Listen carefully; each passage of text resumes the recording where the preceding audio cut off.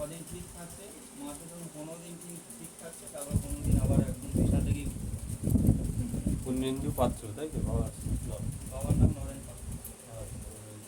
কার নামে জানবেন ও? হ্যাঁ, বাড়িতেই আছে। বাবার সম্বন্ধে জানো? সত্যি নরেন পাত্র।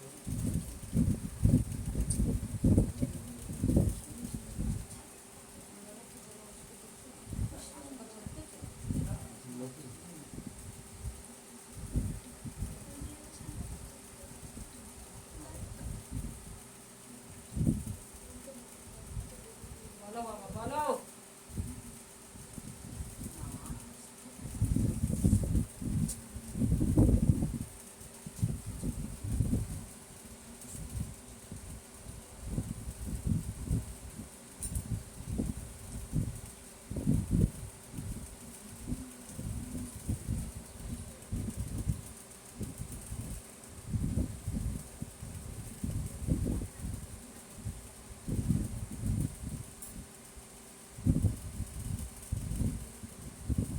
দেখ বেটা, সব সময় কিন্তু একই রকম থাকে না।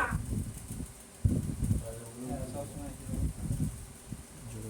অন্য অন্য সময় কিন্তু উঠে বসতে পারে না, কিছুক্ষণ বসে আবার শুয়ে পড়ে, আবার কিছুদিন ভালো থাকে, হাঁটাচলা করে, আবার অসুস্থ হয়ে পড়ে। হাঁটতে পারে না। কিন্তু শরীর খুব দুর্বল, হ্যাঁ, একটু হার্টের প্রবলেম আছে। খুব শরীর দুর্বল, আর অন্যরকম চেহারার হাল অন্যরকম হয়েছে। হ্যাঁ, আগের থেকে অনেক ভেঙে গেছে। আগে যেমন ছিল এখন আর খাওয়া দাওয়াও উনি ঠিক করতে পারেন না। না। যে ডাক্তার দেখিয়েছিস, ওষুধ খাচ্ছে, যে জিনিসের জন্য প্রবলেম রয়েছে, ওটা ঠিক চিকিৎসা হয়নি বেটা।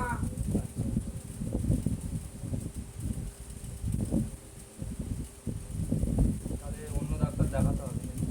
ভালো ডাক্তার দেখাবি, আর আমার এখান থেকে কিছু জিনিস নিয়ে যা। দেখবি একে স্বপ্ন দেখে বেটা, স্বপ্ন দেখে, এবং শরীরটা খুবই দুর্বল, কেউ যেন মাথায় হাত বুলিয়ে দিচ্ছে, কিছু জিনিস এমন স্বপ্নে আসে, খারাপ জিনিস আসে।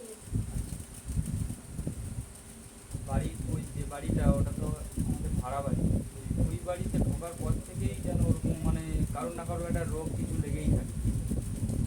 দেখ বেটা, যে জায়গায় তোরা রয়েছিস জায়গাটা ভালো নয়।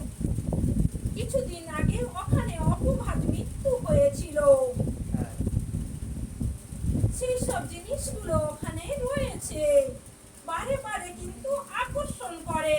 শরীর যার খুব দুর্বল থাকে তাকে অ্যাটাক করে বেটা। বাড়ি তো এমনি তো কিছু ফেলা যাবে না, যেহেতু উপরের ঘরে সব বন্ধ করা রয়েছে, দোতলা, উপরে কেউ থাকে না। আর যারা বাড়িতে থাকে তারা মাঝে মাঝে আসে। ওরা অনেক দূরে থাকে এবং তোদের উপর বারে বারে অসুস্থর কারণ হচ্ছে আত্মা অপঘাত, আত্মা যাতায়াত আছে, এবং শরীর খারাপ, পয়সা পরিচিতি হয় না, ব্যয় হয়ে যায়, খাওয়া দাওয়া ঠিক করতে পারে না। যেসব ব্যক্তিরা রয়েছে ফ্যামিলিতে সব সময় অশান্তিতে ভুগে, টুকটাক কারণ নিয়ে ঝামেলা সৃষ্টি হয়। আচ্ছা বাবা, বলছি ওই বাড়িটা কি তাহলে কি আমরা ছেড়ে দেবো কি না? অবশ্যই ছেড়ে দিবি বেটা। এখন কি কিছু করা যাবে যে ওখানে থাকার জন্য, যে থাকা যাবে? দেখ, হুট করে তো ছাড়বি বললে ছাড়তে না, পারিস না। না বেটা।